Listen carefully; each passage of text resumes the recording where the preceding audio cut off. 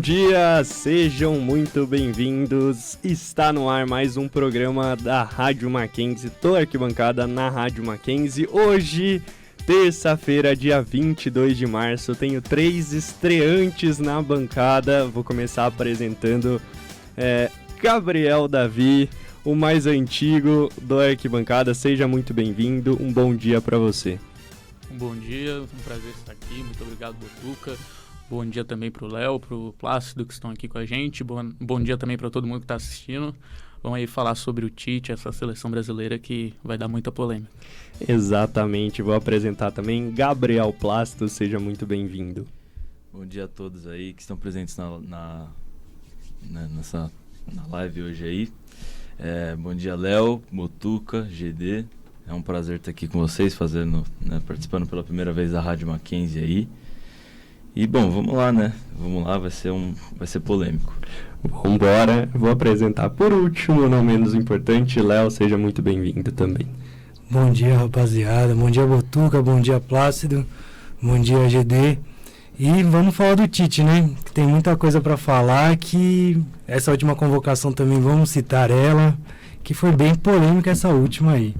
Bora falar então sobre a convocação de Tite. Então a gente fez o programa de hoje baseado num texto de Walter Casagrande Jr. sobre Panela Tite. Vou querer saber a opinião de vocês sobre essa convocação. Ainda a gente vai citar Era Dunga, que teve 2 períodos na seleção brasileira, ainda teve a família Scolari. GD, eu vou começar por você, que eu sei que você é um pouco mais polêmico. Perguntando sobre a convocação da seleção brasileira, queria perguntar se o Tite é um técnico burocrático e se falta ousadia. Eu acho que sem dúvida nenhuma ele é um técnico... ele é um técnico muito burocrático. Eu acho que desde a época de Corinthians, os trabalhos dele têm essa característica e na seleção brasileira não é muito diferente. Mas não me surpreende isso, eu acho que há tempos a gente está percebendo isso. Falta novidade na convocação que ele faz, falta ter o timing perfeito também para convocar os jogadores que estão nos melhores momentos. Isso ele acaba não fazendo. Ele tem um discurso muito... bom de meritocracia, que vai convocar os que estão melhores, mas eu acho que ele faz muito a panela Tite, né, que já é bem conhecido, que convoca aqueles jogadores que ele tem mais confiança, mesmo que não estejam rendendo o esperado. E isso pode acabar comprometendo um trabalho de uma seleção. Por exemplo, nessa última convocação a gente teve o Arthur, volante da Juventus, que foi convocado, e ele não vinha jogando nem na Juventus. Passou um período muito grande sendo convocado quando estava em boa fase com o Grêmio, depois quando foi para a Europa, ele vinha sendo convocado, jogando alguns jogos como titulares, rendendo o esperado, mas depois caiu uma má fase e não tinha por que ser convocado. Pode ter a confiança do Tite, assim como foi com o Coutinho, pode dar certo, mas na minha visão a convocação para a seleção brasileira não tem que ser uma aposta, não tem que ser um risco, tem que ser uma certeza, então convocar os jogadores que estão nos melhores momentos. Isso não apenas o Arthur, eu já citei o Coutinho também, o próprio Daniel Alves na lateral direita eu acho que também não deveria ser convocado, mas na lateral direita eu acho que a gente consegue até entender melhor pela falta de opção, né? O Daniel Alves acaba sendo uma das opções mesmo não estando no melhor momento. E também eu acho que agora teve a saída do Ederson, né, por gastroenterite, ele acabou cortado e ele chamou o Everson do Atlético Mineiro. Na minha visão, mesmo que seja só para um terceiro goleiro, teria outras opções. A gente até falou no grupo sobre o João Paulo dos Santos, que vive uma fase excelente, poderia ser chamado. Mas eu não sei, acho que falta muito ousadia, mas eu acho que não é algo que surpreende. Isso é muito característico do Tite e eu diria até corajoso. Isso eu admiro nele, porque ele mantém a convicção dele. Mesmo que a maioria das pessoas discorde, ele continua naquela visão e continua com a sua metodologia, né, para o seu trabalho. Eu sempre disse isso do Tite, o principal demérito na seleção brasileira, principalmente, era perder o timing da convocação. Então, tinha muitos jogadores que tinham boa fase, que poderiam ter sido testados, que poderiam jogar como titular. Caso do Gabigol, em 2019, 2020, pelo Flamengo. Não só de ser convocado, mas ter a oportunidade de estar na seleção brasileira e ter jogos. A gente discutiu também, daqui a pouco a gente vai falar um pouquinho mais, é o caso do Gerson também, e da falta de convocação do Rafael Veiga, por exemplo. Então, são jogadores que deveriam estar mais presentes, concordo com você. O Hugo Souza, do Flamengo, foi convocado como terceiro goleiro já na seleção brasileira para ganhar a oportunidade. E ainda assim não recebeu, né, a chance, mas de você estar no grupo, de você ter a experiência de estar numa seleção brasileira já é muito grande. Everson é um bom goleiro, faz boa temporada pelo Atlético Mineiro, mas o João Paulo, o que ele faz pela equipe do Santos também não está escrito. Salvou em muitas vezes o Santos na temporada passada, no rebaixamento, e nessa temporada também, apesar do Santos não ter se classificado à próxima fase do Campeonato Paulista, foi um jogador também importante. Plácido, o Gabriel Davi falou sobre a convocação do Tite, do Tite convocar certos jogadores, ser um técnico burocrático. Queria saber sua opinião também, se o Tite é um técnico burocrático, se falta ousadia, e você como um corintiano, você acha que jogadores por terem jogado no Corinthians têm uma vantagem em relação aos outros? Então, assim, o próprio GD mesmo comentou essa questão do Tite ter a confiança, né, nos jogadores, você falou, né? Ele já trabalhou com certos jogadores em clubes e ele acaba tendo mais confiança, né, mesmo. Nessa questão dos jogadores do Corinthians que você mencionou por último, eu acho que entra nessa questão que eu acabei de falar da confiança.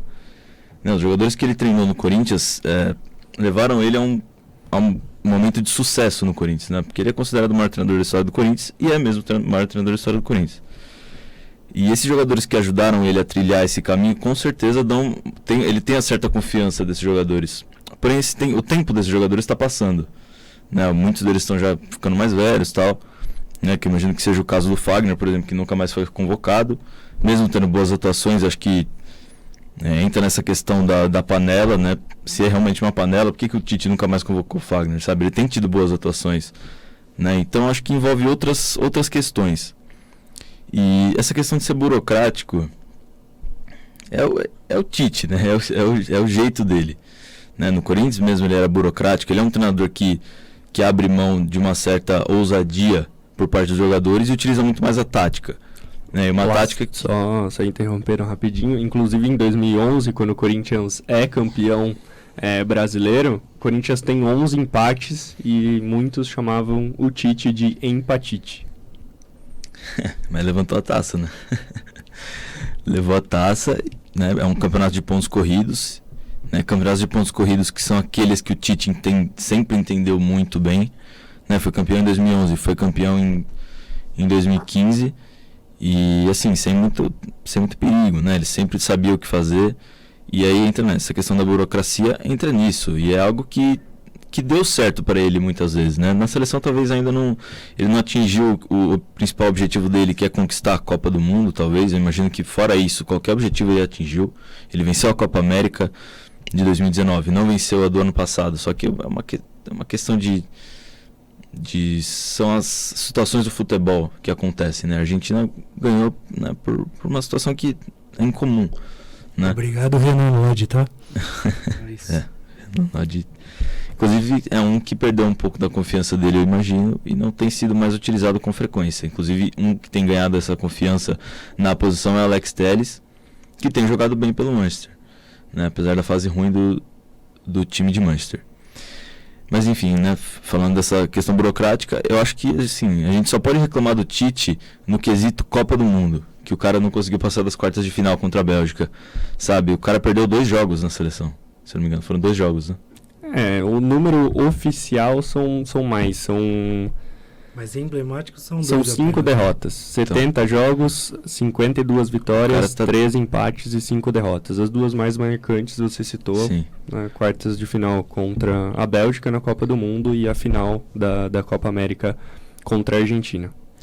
Mas enfim, só para finalizar, o GD vai falar, eu acho que a gente tem que analisar um pouco, sabe, essa questão do trabalho dele, sabe? Só julgar por ser burocrático é muito raso.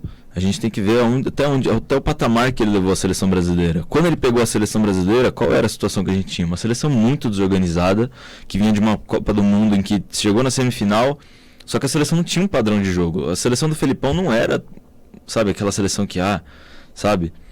Tanto que tomou de 7-1, sabe? Era uma seleção um pouco perdida. Depois veio o Dunga e piorou ainda mais a situação, sabe? Tava terrível.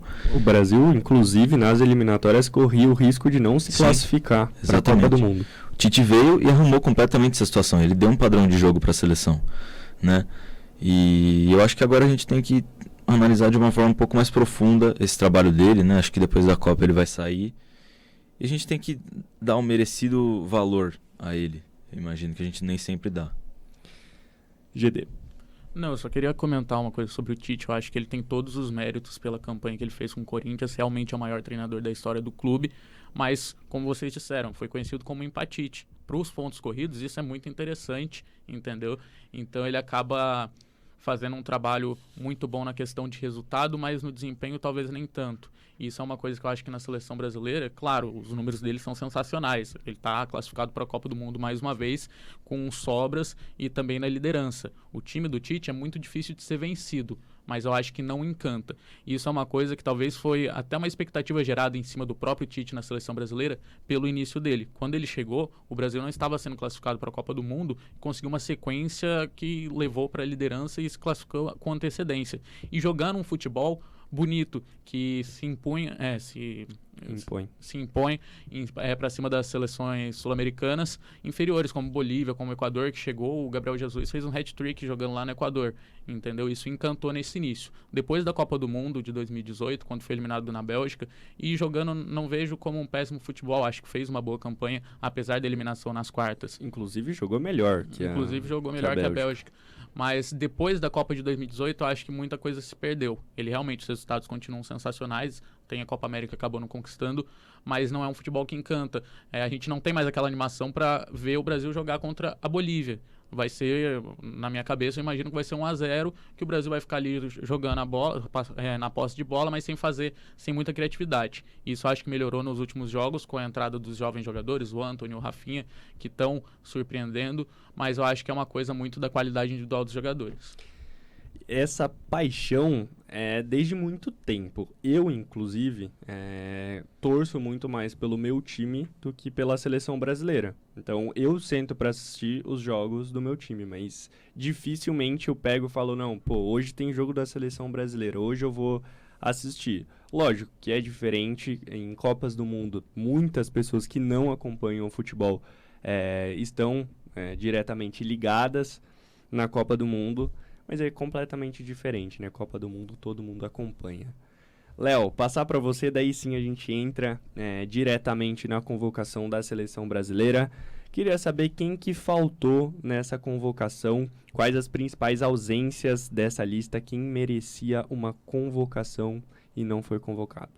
Bom, para começar, eu acho que assim, né? Só complementar o que eles falaram, o Tite tem as pessoas que ele confia na seleção, né? E, por conta do Corinthians, ele acaba confiando. A maior surpresa na Copa do Mundo foi a convocação, lógico, do Renato Augusto, naquela Copa do Mundo, que fez uma ótima Copa do Mundo. E até o Fagner mesmo, que foi líder não, mas foi um dos melhores laterais na Copa do Mundo. E isso mostra que, assim, mesmo ele confiando nesses caras, a gente conseguiu ver por que eles estavam lá. O Renato Augusto, principalmente, que por azar não conseguiu... Ele fez um gol, ficou 2-1 o jogo, porém a gente não conseguiu virar. Ele teve outra chance, Coutinho teve. Eu acho que essa parte dele confiar em alguns jogadores é ao mesmo tempo bom e ruim, né? Como citado aqui, até quem merecia e quem não merecia, que você me perguntou agora. Eu, sinceramente, acho que o Arthur não merecia ter essa vaga com essa convocação. Ele era banco na Juventus, começou a jogar bem apenas alguns jogos, mas jogando os 90 minutos inteiros nesses jogos. Porém, tem muitas pessoas que poderiam estar no lugar dele. Um mesmo é o próprio Danilo do Palmeiras, que vem fazendo uma temporada incrível. Rafael Veiga. Everton Ribeiro, não preciso nem comentar que não devia estar, faz um tempo já. Mas, né, falar de Flamengo é meio difícil aqui, que tem um flamenguista. Mas eu acho que, assim, de principal ausência hoje, na seleção, a gente precisa muito de um lateral direito para pegar o lugar do Daniel Alves. O único que a gente tem disponível que, querendo ou não, tá jogando bem essa temporada, com tudo isso, é o Danilo, querendo ou não na Juventus, mas ele não joga de lateral lá, joga de zagueiro. Tem o Emerson Royal, que não vem fazendo uma temporada muito boa. E na lateral esquerda, todo mundo acho que é unânime que o Arana merece essa vaga. O Telles pela temporada, como o Gabriel falou, que o Plácido falou, merece muito essa vaga, porém eu também acho que o Lodi merece, pelo que vem jogando no Atlético de Madrid. Eu acho que o choque dele na Copa América fez ele despertar Porque antes do jogo na Copa América, Di Maria mesmo citou, o lateral esquerdo da seleção brasileira dorme. Onde foi o gol? Nas costas dele. Porém, eu acho que o Brasil não jogou mal aquele jogo, eu acho que ele brigou até o final. Eu acho que o Tite tem esse jeito de brigar até o final. O time tem a raça, mas também entra esse detalhe que você citou também agora há pouco de... Pô, eu prefiro muito mais ver um jogo do meu time do que da seleção. Hoje em dia a gente só vê os jogos que são tipo, importantes pra gente. Como a seleção já está classificada para a Copa do Mundo, eu acho que muita gente não quer assistir, só quer assistir os clássicos dos times da América, que são Chile, Uruguai, Argentina e Colômbia. Eu acho que é isso que atrai as pessoas para assistir a eliminatórias hoje. E outro ponto, eu acho que assim, hoje, você falar uma coisa que eu também senti falta na convocação do Tite, seja o Arthur Cabral, que na Suíça ele era recordista em gol, estava o melhor atacante na temporada, foi convocado apenas uma vez, não entrou. Se entrou poucos minutos, agora eu não lembro. Não deu tempo dele mostrar trabalho, e aí ele não é chamado. Gabigol em 2019, acho que não merecia. Eu acho que o Hulk já em 2021, eu acho que não merecia por conta da idade, porque quando foi a Copa dele, que foi 2014, ele não mostrou resultado. E a gente sabe que a camisa do Brasil pesa para alguns jogadores. Tem alguns que não conseguem demonstrar bom futebol com ela, e nos clubes são gigantes. Também vejo que nessa lista falta muito. Já falei Danilo, Veiga. Eu acho que falta um centroavante nato. Vou citar agora. Para mim, Gabriel Jesus, um atacante que não faz gol em Copa do Mundo, é puxado de você chamar ele depois da Copa. Por mais que a função tática dele pro Tite seja importante, um atacante que volte para marcar, que busca jogo, que consegue dar um passe decisivo, Gabriel Jesus é ponta. Guardiola mesmo usa ele como ponta, não usa como centroavante. Prefere jogar sem um centroavante de origem, joga com um meia, jogando como falso 9. Às vezes o Foden, às vezes De Bruyne, às vezes Bernardo Silva. Por isso que eu cito, o Arthur Cabral faltou nessa convocação.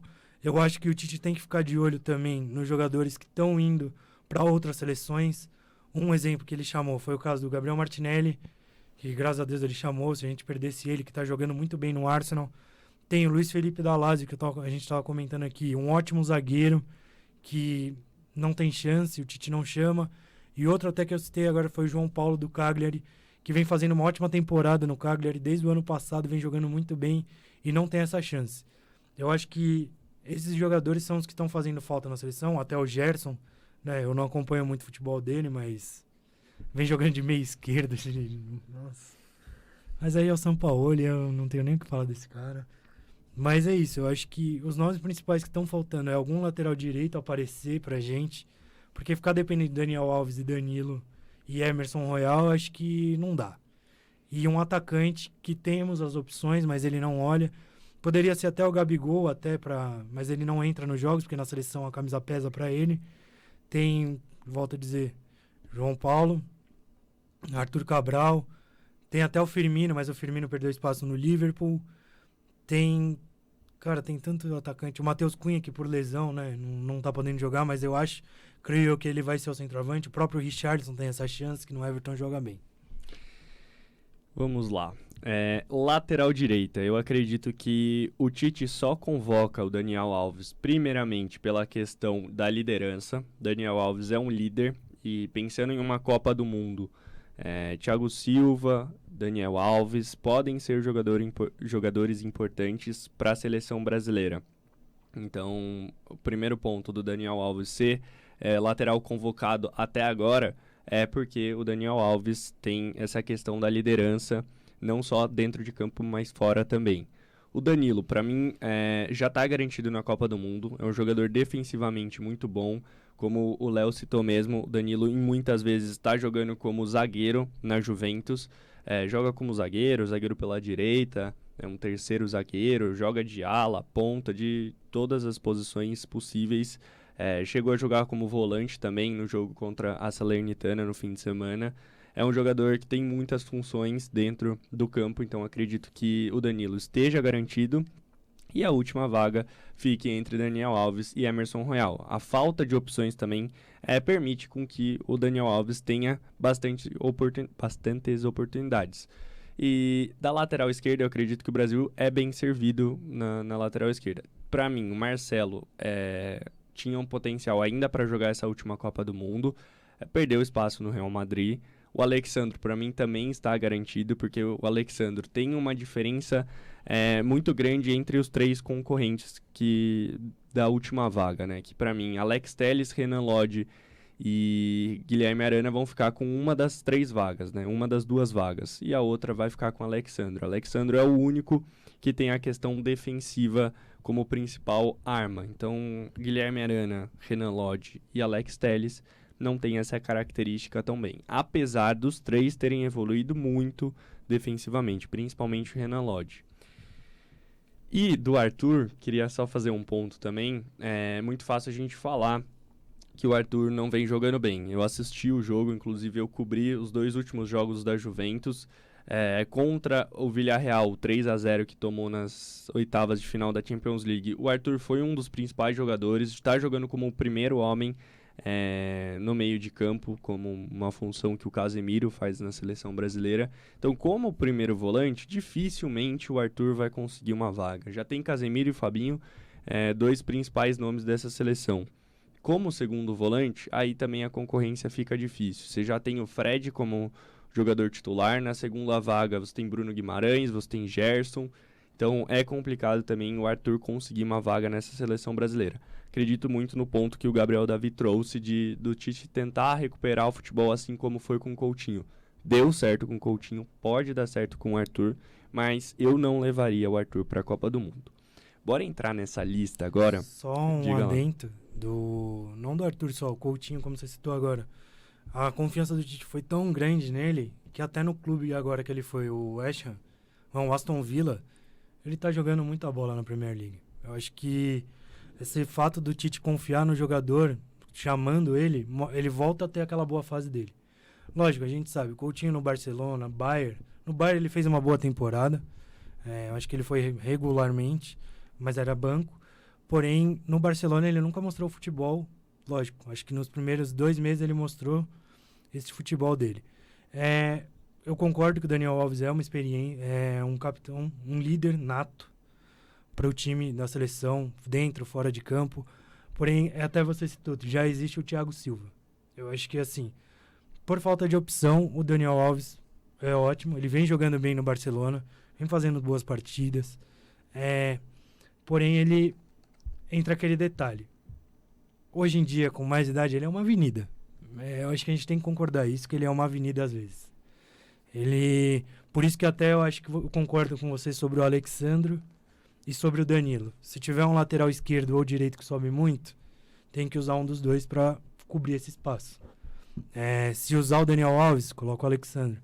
Se usar o Lodge, usar o Danilo.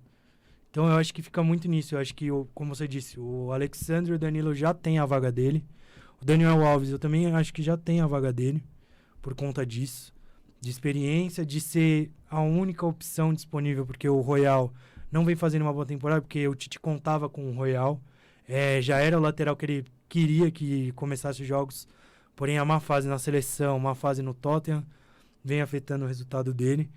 E é aquilo, eu acho que assim, a vaga não tá numa briga direta entre Arana, Telles e o Lodge. Eu acho que o Lodge tem muito mais chance por conta dessa Champions League que ele vem fazendo.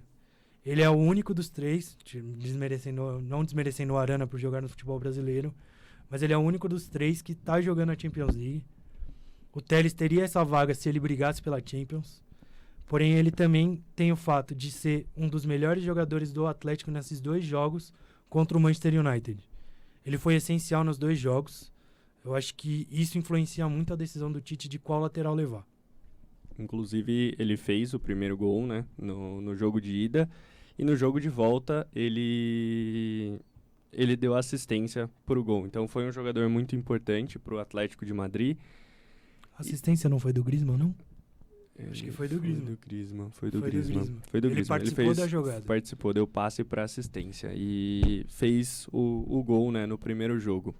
Vamos começar agora diretamente na convocação. Plácido, eu queria fazer uma pergunta para você. Preciso que você tenha uma boa interpretação da minha pergunta. Claro. Começar pelos goleiros.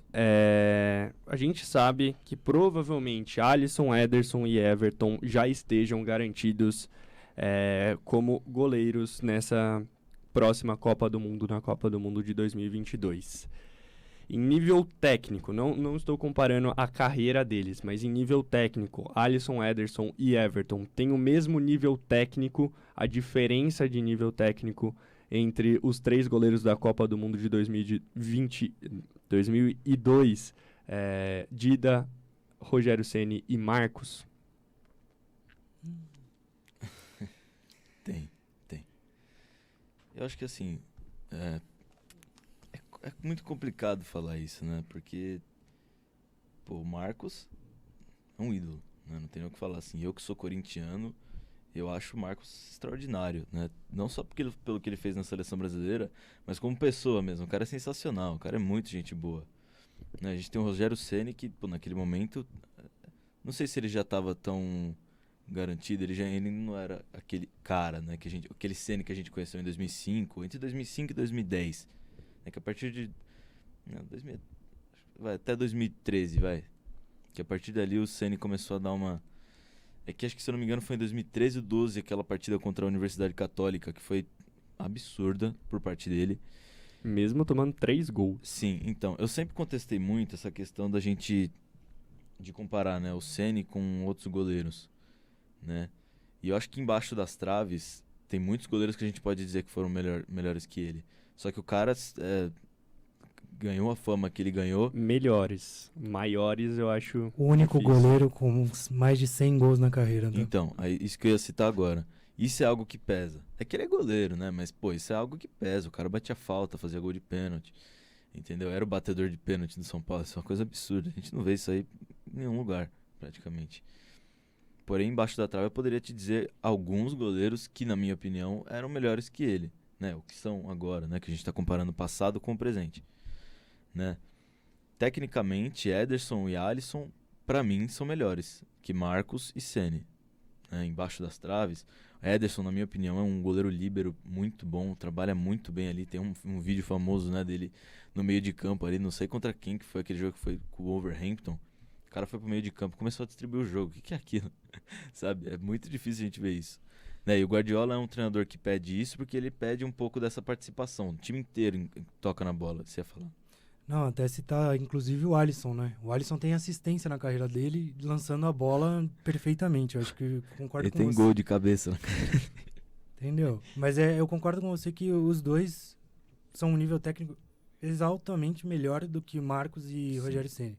Eu acho que, assim, o Marcos criou mais a fama dele em 2002, no Palmeiras e fora de campo. O Rogério Ceni já carreira inteira no São Paulo, porque na seleção ele era o terceiro goleiro, quase não jogou nenhum jogo. Nem sei se jogou o jogo, na Copa do Mundo ele não jogou. Então acho que assim, e também ele era mais novo ainda, ele não é o Rogério que você falou de 2005. Sim. Né? Então, enfim, só finalizando, né?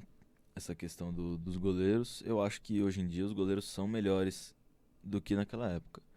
Né? Que naquela época a gente tem essa questão de idolatrar, né? São caras que conquistaram muito, né? Só que o Alisson e o Ederson também já conquistaram muito, né? Pô, o Ederson só tá faltando a Champions, né? Já ganhou tudo no City. E o Alisson ganhou tudo, de certa forma, se você for pensar. Hoje em dia, pra mim, o Ederson vive um melhor momento. O Liverpool tá num bom momento, só que o Alisson não tá no mesmo momento, que, na minha opinião, que o Ederson. O Ederson faz desde aquela temporada em que o Liverpool ganhou a Champions, por exemplo, o Ederson vem fazendo melhores temporadas, na minha opinião, do que o Alisson, né? Mas aí é uma questão que, né, é bom, né, você ter dois goleiros assim disponíveis, né? Dois caras que disputam o melhor do melhor na Premier League. Eu até colocaria 3, né? Porque os 3 têm um nível muito alto. E isso que a gente tinha comentado sobre o timing, o Tite perdeu o timing. Nas 2 últimas temporadas, talvez o Everton merecesse ter uma chance na seleção brasileira como goleiro titular, porque já era bastante tempo convocado, os 3 goleiros estão há um bom tempo, praticamente 3 anos, fizeram o ciclo total dessa Copa do Mundo. Então, para mim, o Everton merecia mais chances na seleção brasileira. E só também citando o ponto que você falou existe, não gosto de comparar jogadores que estão aposentados com jogadores ainda em atividade, mas lógico que existe uma evolução natural dos goleiros com o tempo, o jogo com os pés do Alisson e do Ederson, apesar do Rogério Ceni ser o jogador com mais gols no futebol, né, na carreira, tem mais de 100 gols na carreira, é muito significativa a melhora. Não, eu ia citar justamente isso, a questão de comparar jogadores de épocas diferentes. Eu acho que o futebol e principalmente a função do goleiro mudou muito com o tempo. Então esse fator da qualidade técnica dos goleiros atuais jogarem com os pés também tem muita diferença, mas eu vejo o Rogério Ceni e Marcos como mais decisivos na questão de defesa embaixo das traves. E só sobre o Everton nessa disputa com os dois goleiros que estão na Europa, eu concordo, eu acho que eles estão no mesmo nível e não me surpreenderia nada e não criticaria e até concordaria caso o Everton viesse a assumir a vaga titular, porque na minha visão ele tem muito potencial e ele acaba ficando um pouco para trás na visão dos torcedores, né, só por conta de estar atuando no futebol brasileiro. Mas na minha visão, se ele fosse para a Europa, estaria no mesmo nível e teria mais chances até. Concordo. Até citar do Everton, eu acho que realmente hoje na seleção ele tá no mesmo nível deles. Jogando na seleção ele tá no nível porque ele é o melhor goleiro da América. Eu acho que todo mundo aqui concorda com isso. Não sei se os corintianos concordam por causa do Cássio, né? Mas o Everton ele vem mostrando esse trabalho. Não surpreenderia ninguém se ele jogasse, né? Tanto que a gente até citou aqui no começo, né? Veiga, Danilo, são jogadores que estão no nível para a seleção brasileira que a gente acha aqui. E até citando, eu acho que assim, o único goleiro que acho que o Plácido, ninguém aqui citou, foi o Dida. Que eu acho que assim, o Dida, tecnicamente, embaixo das traves, ele era indiscutível o melhor goleiro desses 6 goleiros que a gente citou aqui. Fora a decisão de pênalti, ele pegava muito pênalti, não que o Marcos não pegasse, mas o Dida, eu acho que ele passava uma segurança tão grande pro pessoal que, lógico também, né? A confiança também era impossível não ter com a zaga que tinha meio e o ataque, né? Mas o Dida, eu acho que pra mim, hoje, ele ainda não tem um goleiro na seleção que chegou ao nível dele, que eu digo tecnicamente, embaixo do gol. Acho que não chegou nesse ponto ainda, porém, como todo mundo aqui fala, o Ederson, pra mim, ele tem essa chance. O futebol evoluiu, a gente vê que tem bastante goleiro líbero. Começou isso com o Neuer, que a gente via bastante, mas com o Neuer. E o Ederson vem mostrando esse trabalho muito bem. Eu acho que hoje o goleiro titular da seleção seria o Ederson. O segundo goleiro, eu acho que eu daria a chance para o Everton em alguns jogos. E o Alisson, ficaria revezando entre o Everton e o Alisson para decidir essa última vaga. Muito bem, vamos passar para o próximo, porque a gente já falou sobre os goleiros, queria falar sobre os zagueiros. O Brasil já tem também 3 nomes garantidos na Copa do Mundo: Éder Militão, Marquinhos e Thiago Silva. GD, queria perguntar para você, porque em muitas atuações, principalmente na Champions League, muitos jornalistas falaram que o Brasil tinha o melhor nível técnico de zagueiros numa seleção. Queria perguntar para você se você concorda com essa afirmação, se você quiser também fazer um complemento sobre os goleiros. Não, sobre os goleiros, eu acho que é isso mesmo. Acho difícil comparar 2 gerações diferentes, mas os atuais representam muito bem e o Everton poderia até assumir a vaga de titular caso estivesse na Europa. Eu acho que teria uma visibilidade maior. Agora, sobre os zagueiros, eu concordo totalmente. Eu acho que esses 3 que você citou aí, que já estão confirmados para a Copa de 2022, caso dê tudo certo até lá, eu acho que sim, eles estão no nível de melhores zagueiros do mundo. O Thiago Silva representou o Chelsea, atual campeão da Champions. O Marquinhos, eu acho que ele está ali no top 3, se não é o melhor zagueiro do mundo atualmente, apesar de no jogo da Champions contra o Real Madrid ele ter falhado. Eu acho que, independente disso, não apaga tudo que ele já fez, tudo que ele faz, a qualidade técnica que ele tem. E o Militão, eu digo a mesma coisa. O Militão, eu acho que ele está ali entre os melhores, titular do Real Madrid, mas eu acho que em jogo grande ele ainda peca um pouco pela inexperiência. Ia falar um pipoca. Um pipoqueiro, realmente. Eu acho que ele ainda é meio inexperiente para esse mundo. Daí, em jogos grandes, ele acaba falhando. Acho que ele deixa muito espaço ali nas costas dele e os atacantes acabam aproveitando. Mas eu acho que ele tem potencial para ser esse terceiro zagueiro para suprir. Eu acho que ele é um bom reserva para a seleção brasileira. Daí tem essa 4ª vaga, que realmente ainda está em aberto, mas tem bons nomes. Tem o Gabriel Magalhães, o próprio Felipe do Atlético de Madrid, eu acho que é um bom nome. O Léo citou o caso do Luiz Felipe, que acabou sendo convocado para a Itália. Eu acho que pode ser até um bom nome também, mas ele citou tanto o Luiz Felipe como o próprio João Pedro, o atacante. Claro, a gente nunca gosta de ver um brasileiro se naturalizando para atuar por uma outra seleção, mas eu acho que acaba faltando espaço para eles por conta da posição. Eu acho que a disputa de zagueiros é muito grande, então o Luiz Felipe, até por atuar em um mercado de segundo mundo, eu acho que a Itália, Lazio, não está entre as melhores, então ele acaba perdendo um pouco de espaço. E atacante, eu acho que nem se fala, o João Pedro no Cagliari, eu acho que acaba nem disputando vaga. Mas, resumindo, concordo sim que o Brasil, no nível técnico da zaga, está entre as melhores, se não a melhor mesmo. Eu acho que o Gabriel Magalhães ele tem um principal diferencial dos outros 3 zagueiros. Ele é o único canhoto. Ele é o jogador mais jovem.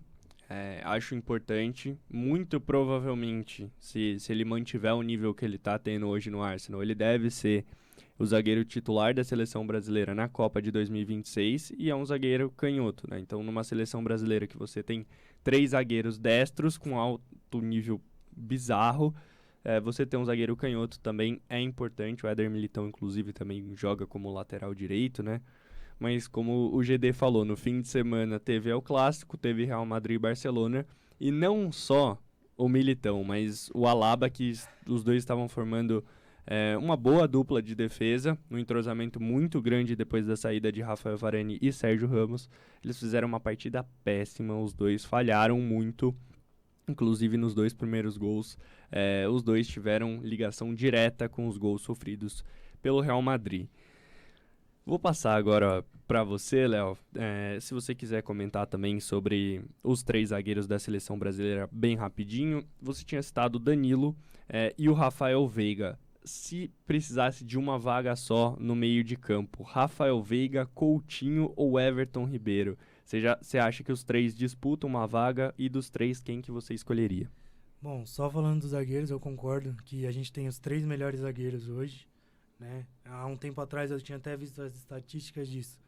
O Marquinhos era o melhor zagueiro da Ligue 1, Thiago Silva o melhor zagueiro da Premier League e o Militão estava entre os melhores zagueiros da La Liga. Eu só acho que assim, o GD esqueceu de um zagueiro que tá lesionado, mas ele tem chance na seleção por conta da campanha que fez com a seleção olímpica, que foi o Veríssimo, e com o Santos o que ele fez. E eu acho que o Tite só tá esperando ele melhorar para chamar para alguma convocação, algum amistoso, o Veríssimo.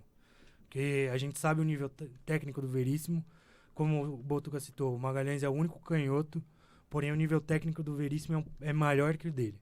E ainda os dois têm a idade semelhante. Um tem 24, o Gabriel Magalhães tem 23, provavelmente. 23, 22, por aí.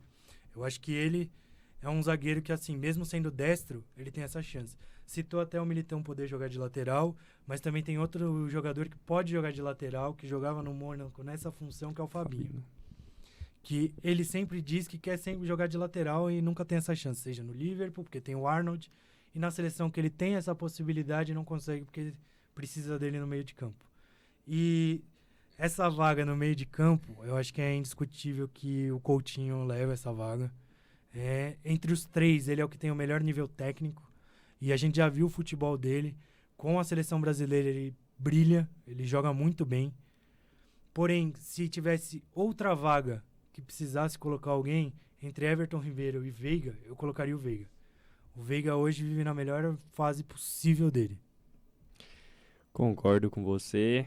E Veiga, para mim, merecia uma chance na seleção brasileira. Há um bom tempo está jogando mais que Everton Ribeiro. Flamenguista concordou. Mas a gente vê, isso como você diz, a panelinha Tite. O Everton Ribeiro está nessa panelinha Tite. Mas nas 2 últimas convocações o Everton Ribeiro não foi convocado. Então eu acho que tem, lógico que essa questão do Everton Ribeiro ser um jogador de confiança do Tite, mas eu acredito que o Coutinho, em boa fase física, ele voa na parte técnica, porque a gente discutia até na live, e o Coutinho, para mim, tecnicamente é o segundo jogador brasileiro com maior potencial, atrás do Neymar. Então, numa Copa do Mundo, é importante que você tenha o Coutinho. Ainda que não seja titular, O Coutinho perdeu espaço, naturalmente perdeu espaço na seleção brasileira. Tem outros jogadores, Rafinha, Lucas Paquetá, ganharam espaço, ganharam a posição que era do Coutinho, mas é importante você ter um jogador tão bom tecnicamente numa Copa do Mundo, que é o maior campeonato de seleções. Não, e até citar o Paquetá na seleção, ele vem jogando muito bem, né? Casou certinho ele, o Vini e o Neymar. Eu concordo com você que o Coutinho tem um nível técnico melhor que o Paquetá. Ele é o jogador mais promissor atrás do Neymar. E a gente vê, quando os dois jogam junto, a gente vê um futebol melhor. Que o Neymar não precisa recuar tanto para buscar essa bola com o Coutinho ali. A gente vê, está acostumado a ver nessa seleção na era Tite. Não que a no Dunga não fosse assim e do Filipão não fosse assim. Para de fazer média. Mas o Neymar, ele recua muito mais do que ele recuava nessas outras duas seleções. Ele vem jogando mais como um meia, até com um segundo atacante nessa seleção, por conta da nossa falta de um centroavante hoje, né? E querendo ou não, nas pontas a gente está bem servido. Temos o Antony, eu não preciso nem citar mais nada dele, jogou no São Paulo, made in Cotia, tá? E temos o Vinícius Júnior, que vem fazendo sua melhor temporada. Citar só o negócio do El Clássico, eu amo o Eric Garcia e o Ronald Araújo, tá? Obrigado. Só o nível técnico também do ataque do Brasil é bizarro de bom, porque se você for pensar as opções de lado de campo, né? Você tem Neymar, você tem Rafinha, Antony, Vinícius Júnior, o Gabriel Martinelli, agora recém-convocado, tem Lucas Paquetá, né? Então, escolhe 4 lá, Neymar, Vinícius Júnior, eu escolheria Neymar, Vinícius Júnior, hoje, Antony e Lucas Paquetá, e deixa eles se virarem. Deixa os 4 lá na frente, sem posição fixa, e eles se viram. E tem boas opções. Você tinha só citado o caso do Matheus Cunha, é um jogador que por lesão está fora, não é um centroavante fixo, assim como Roberto Firmino, que joga como falso 9 no Liverpool, Gabriel Jesus, que joga como ponta direita e ponta esquerda no Manchester City. Então o Brasil não tem aquele centroavante, eu acho que não tem a necessidade de ter um centroavante. O Manchester City não tem um centroavante fixo, o Liverpool não tem um centroavante fixo, e ainda assim são 2 dos principais times do futebol mundial. Então não necessariamente você precisa ter um centroavante à moda antiga. Então acho que é até um tema que seria legal a gente discutir mais pra frente, mas hoje não se tem mais posições tão fixas, jogadores com posições muito determinadas. O Phil Foden é um jogador que joga em muitas posições no Manchester City. Ele é um falso 9, ele busca a bola nos volantes e faz o lançamento. Tem muitos gols do Manchester City assim. Então acho que cada vez mais, e Guardiola é um principal nome disso, não se tem posições fixas, jogadores que jogam em uma única posição. Cada vez mais é necessário você ter jogadores que joguem em várias posições. Até citar, inclusive, né, o Paquetá no Lyon, ele é centroavante lá. E faz esse trabalho que você falou de vir buscar a bola. E citando o Foden, eu acho que ele realmente é bom, assim, ele consegue fazer essa função direita. Só que o do Matheus Cunha, eu acho que ele tem um diferencial hoje do Firmino e do Jesus, que ele consegue brigar no corpo um pouco com o zagueiro. Eu acho que essa posição de fixo lá na frente, só tem um jogador hoje no Brasil que faz isso, que tem chance para ser convocado para a seleção, se jogasse. Se trocar de clube, ele é convocado, que é o Pedro. Eu acho que o Pedro é o único 9 que a gente tem, assim, característico como clássico, 9. 9 clássico. Um 9 clássico que a gente via e muitas pessoas pedem ele na seleção por conta disso. Mas o único problema ele não joga no Flamengo. Ele não tem uma regularidade porque ele briga a vaga com o Gabigol. Mas isso vale alguma coisa pro Tite? Meu querido, o Tite odeia o Palmeiras, por isso que não chamou o Veiga e o Danilo. O Tite, em entrevista coletiva, disse que mesmo com o Pedro sendo reserva, ele poderia chamar. Mas se você tem um Pedro num banco de reservas e você tem um Matheus Cunha, ainda que em fases diferentes, né? Mesmo que o Matheus Cunha não esteja numa fase muito boa, quem que você convoca? O cara que tá com ritmo de jogo, que tá jogando, ou um cara que tá no banco de reservas? Não, isso sem dúvidas, mas tem situações que o Coutinho, recém-chegado no Aston Villa, foi convocado. O Arthur, que por um período foi banco no Juventus, também acabou sendo convocado. poderia ser a mesma situação do Pedro. Eu não concordaria, porque o Pedro realmente não vinha jogando. Mas pro Tite eu não sei se é um critério muito específico. Só ter uns minutos em campo, entendeu? Aí ele ia convocar. Ele jogou o clássico, jogou 6-0 contra o Bangu, inclusive participou de 4 lances dos gols, foi muito importante. Paulo Souza vem dando uma sequência para ele. E isso também era algo que a gente discutia, de muitos técnicos do Flamengo chegarem ainda já com Gabigol e Pedro e não darem uma chance para o Pedro, né? Toda a entrevista coletiva, toda a apresentação, os técnicos eram perguntados, falavam que iam dar uma oportunidade para o Pedro jogar, inclusive junto com o Gabigol, e não jogava. Já que a gente entrou nesse assunto, queria fazer a pergunta também sobre o Everton Ribeiro. Você acredita que o Everton Ribeiro vai ganhar uma oportunidade nessa Copa do Mundo, que pode ser convocado? E não só o Gabigol, mas o Gabriel Jesus, por eles não terem uma posição fixa também, né? O Gabigol, por vezes, você vê ele jogando na ponta direita, né? Vindo buscar a bola na ponta direita, jogando de repente como um falso 9, dupla de ataque com o Bruno Henrique. Você acredita que Gabigol e Gabriel Jesus perderam espaço na seleção brasileira e o Everton Ribeiro? Vamos considerar o Coutinho na Copa do Mundo. Everton Ribeiro ou Rafael Veiga, quem você chamaria? Então, começando falando sobre o Everton Ribeiro, eu acho que chance ele ainda tem, porque ele é um jogador de confiança do Tite, né? E o Tite gosta desses jogadores onde ele tem confiança. Então, chance ele tem, mas pelo rendimento atual e pelo rendimento das últimas temporadas, eu discordo totalmente. O Coutinho agora está crescendo de rendimento, está desempenhando um bom futebol, então já está na frente. O Rafael Veiga eu acho que nem se fala. Então, se a Copa do Mundo fosse hoje, deixaria o Everton Ribeiro de fora.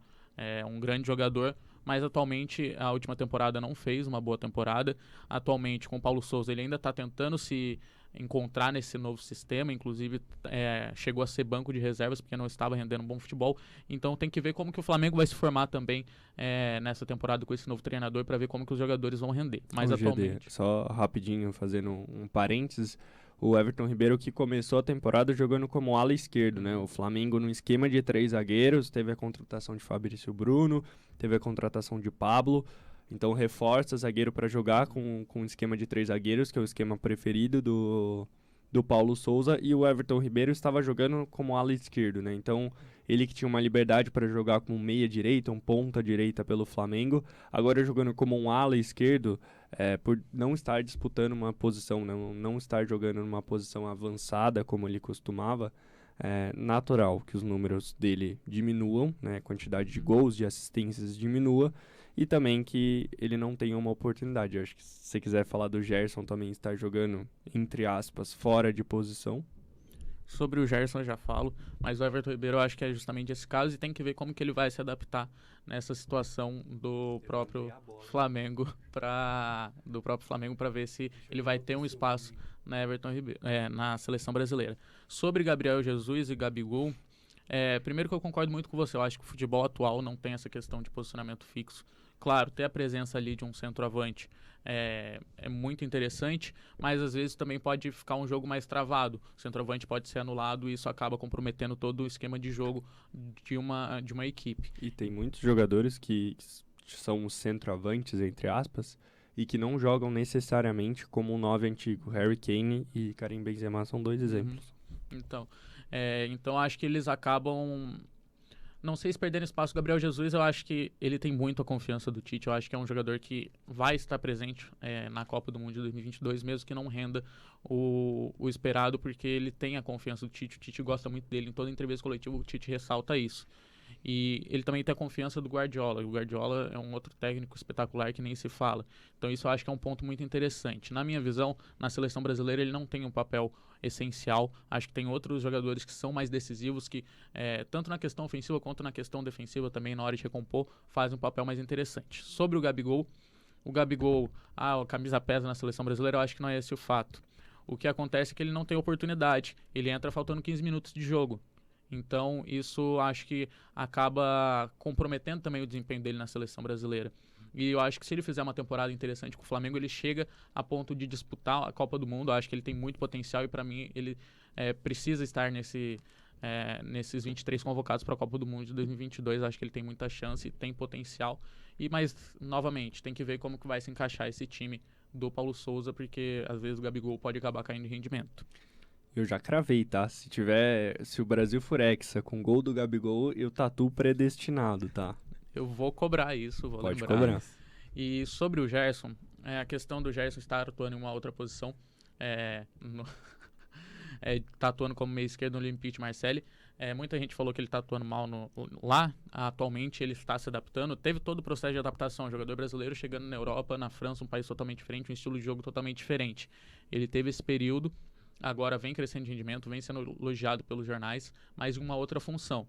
Isso pode acabar comprometendo a questão da convocação dele na disputa, tanto com o Arthur, tanto com outros jogadores, Bruno Guimarães também, que vem fazendo uma temporada sensacional. Pode acabar, mas eu acho que pode também ser um ponto positivo, ter um jogador versátil. O Gerson conseguir fazer mais de uma função, principalmente uma Copa do Mundo, que é uma competição de um mês e meio, uma competição curta, onde você tem 23 jogadores apenas. No caso de uma lesão, no caso de uma tentativa de mudar o jogo, ele pode ser um nome interessante. Mas só para não parecer clubista aqui, eu defendo o Gerson à frente do Arthur. Acho que ele merecia mais oportunidade, porque eu acho que isso também interfere até mesmo no relacionamento do treinador com o elenco. Você vê você desempenhando um bom futebol, dando o seu máximo, daí chega na hora da convocação, chama um cara que não está na sua melhor fase. Isso eu acho que interfere também, mas na minha visão o Gerson deveria estar entre os 23, tem a minha questão pessoal de carinho com ele também, mas eu acho que se não tivesse o Danilo, também já estava satisfeito. O Danilo merece essa chance justamente porque esses últimos jogos das eliminatórias, na minha visão, são para testar, ainda mais lembrando que a Copa do Mundo é no final do ano, então vai ter muito tempo ainda. Diga, Léo. Até citar, né, esse exemplo que você deu de um cara tá jogando pior relativamente que você e acabar sendo convocado. Eu acho que essa deve ter sido a sensação do Veiga nesse decorrer, enquanto o Everton Ribeiro em má fase era convocado e ele decidindo os jogos pelo Palmeiras, seja por pênalti ou com as jogadas que ele armava. Eu acho que tem esse fato também que isso influencia, né? Eu acho que daqui a pouco o Veiga vai ser convocado e vai recusar, que nem o Rafinha já fez. Mário Fernandes já recusou a seleção brasileira por conta disso, que ele vinha em ótima fase, jogava no campeonato russo, né? Mas não era convocado para a seleção, mesmo a gente precisando de um lateral direito, né? Então acho que pode acabar acontecendo isso com o Veiga, porque, querendo ou não, eu acho que daqui a pouco, não falando que eu acho que ele está no auge dele, né? Eu acho que hoje em dia ele é o melhor meia do Brasil, né? Comparando com do futebol brasileiro, obviamente, e da América aqui, mas acho que seria isso.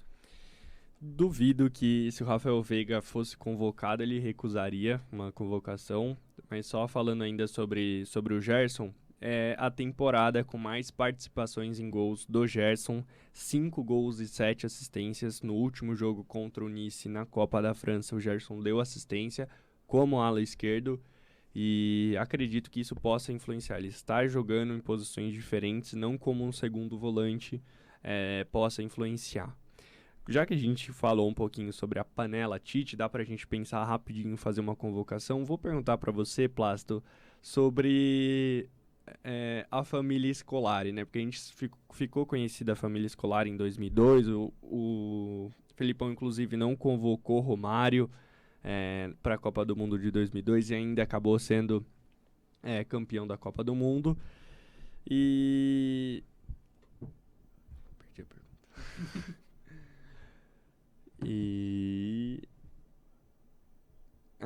Eu ia exatamente fazer essa pergunta. De 2014, a seleção brasileira também tinha toda a questão do Brasil ser campeão da Copa das Confederações do ano anterior. Você acredita que a Copa do Mundo de 2014 o Brasil tinha o pior elenco tecnicamente? Olha, quando a gente olha hoje em dia, sim. Porque assim, a seleção tinha Fred de centroavante. Assim, pra quem não conhece o Fred daquela época, vai olhar e falar, meu, isso é um absurdo. Mas aquele Fred era um baita centroavante. Entendeu? Ele fazia gol de tudo quanto é jeito no Fluminense. Mas aí você pega um cara que, não acompanhou muito, sabe? Não conhece, fala, meu, Fred foi o centroavante daquela Copa. Eu falo, meu Deus do céu, sabe? Mas a gente tá falando hoje em dia de, colocar o Gabigol, por exemplo, de centroavante. não seria o mesmo caso, porque o Gabigol tem muito mais sucesso jogando pelo Flamengo do que, por exemplo, o Fred tinha naquela época jogando pelo Fluminense. Mas seria algo para se pensar, porque normalmente os jogadores convocados a gente só quer que seja da Europa, sabe? Se tem aqui um jogador que é convocado daqui do Brasil, rola um certo preconceito, né? Só que assim, aquele elenco era assim abaixo tecnicamente, né? Faltava muita coisa ali, né? Acho que as laterais eram muito melhores do que a gente tem hoje em dia, né? Porque um era o Marcelo e outro era o Daniel Alves, não precisa nem falar. Ainda tinha Maicon na reserva. Exatamente. Um Maicon que já não estava no melhor momento dele também, Citando né? até o atacante reserva do Fred, era o Jô, né? Então, olha isso, cara. Isso que é complicado. Só que também é aquele negócio, a gente tava olhando para uma época em que aqueles centroavantes estavam bem. O Jô tinha acabado de ser campeão da Libertadores pelo Atlético Mineiro. Como artilheiro. Exatamente. E o Fred era um centroavante sensacional. Absurdo naquela época. Né, pro patamar assim do Brasil. E acho que até, sei lá, se você for olhar aqui na América do Sul, acho que era complicado você achar um jogador que jogasse aqui que fosse melhor que ele, né, nessa posição. A gente tinha o Neymar crescendo, né, surgindo, ele ainda não era um líder, né, o possível líder que ele é hoje da seleção brasileira, que arma mais, que busca mais o jogo, ele não era, ele era aquele ponta, aquele moleque rapidinho que a gente conhecia por ser ousado, né, que era uma coisa que muitos reclamavam, né, eu sinto falta daquele Ney. Deu certo na Copa, né? Chegamos na semifinal, então, né? Eu sinto Com falta um time daquele horroroso. Ney. Então, aí você já respondeu por mim. Eu tô sendo modesto aqui pra falar, mas aquele time não era... não chegava nem perto desse time que a gente tem hoje, por exemplo. Era muito fraco, muito abaixo tecnicamente, né? Então, assim, eu acho que se for pegar as últimas Copas, o time da Copa de 2014 foi o pior, sim. Rapidinho, a gente só tem 2 minutos. Dunga, em 2010, não convocou Neymar e Paulo Henrique Ganso. Você acredita que deveria ter sido convocado? É difícil você falar isso porque os dois viviam uma ótima fase, né? O Neymar vinha explodindo. Eu acho que o Ganso merecia ter sido convocado, acho que até para ser banco do Kaká. Que o Kaká jogou no sacrifício aquela Copa de 2010, todo mundo sabe disso. E o Neymar para ser banco. Eu acho que o Neymar ia incendiar o jogo mais que Robinho, que o Robinho ainda não estava na sua melhor fase em 2010. Robinho estava deixando a desejar muito e a gente precisava de um ponta mais rápido que ele. E o Neymar, naquela época, explodindo, ele conseguia resolver esse problema. Muito bem, ainda tinha muito assunto que a gente poderia discutir. Infelizmente o programa é curto. Vou começar me despedindo. Gabriel Plácido, muito obrigado pela sua presença. Um grande abraço. Espero que você tenha gostado. Obrigado, Botuca. Obrigado, Léo. Obrigado, GD. Foi um prazerzaço participar pela primeira vez do programa, né? Eu ouvi umas 2, 3 vezes e eu achava muito legal. Acho que o Berto, mesmo, ano passado, quando ele ainda estava, ele mandou o link, eu assisti, né, ouvi. E, enfim, eu tava na expectativa de participar pela primeira vez. É um clima diferente, né? Você tá no estúdio, um negócio... Enfim, obrigado por tudo aí, pela participação. E é isso. Valeu, GD. Um grande abraço pra você. Sua estreia também. Até a próxima. Muito obrigado, Botuca. Obrigado, Léo. Plácido, um prazer estar aqui. Obrigado pela oportunidade. É isso. Valeu, Léo, também. Grande abraço pra você e até a próxima. Obrigado, Botuca. Obrigado, Plácido. Obrigado, GD. E espero que na próxima vez a gente venha aí, né? É isso aí, então, ó, pra você, vou olhar aqui, ó, pra você que está nos assistindo, não esqueçam de seguir as redes sociais do Arquibancada, Instagram, @arquibancadamac, Twitter, arquibancada_M, maiúsculo, todas as outras redes sociais, Arquibancadamac. Muito obrigado por assistirem até o final. Esse foi mais um programa do Arquibancada. Terça-feira que vem, 11h30, estamos de volta. Um grande abraço.